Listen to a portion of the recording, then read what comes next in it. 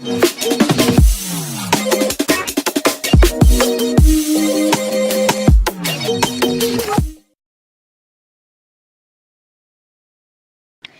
привет! Сегодня мы будем готовить кекс в микроволновке. Для этого нам понадобится мука, какао, яйцо, ванилин, подсолнечное масло, сливочное масло для смазывания формы и молоко. Давайте начинать готовить наш кекс.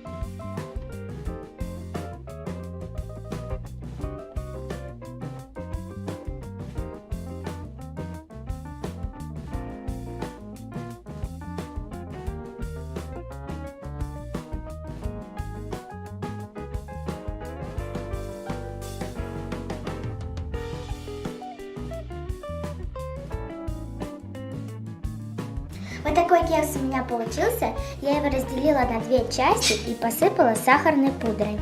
Кому понравилось видео, ставьте лайки. Не забывайте подписываться на мой канал. Всем пока-пока!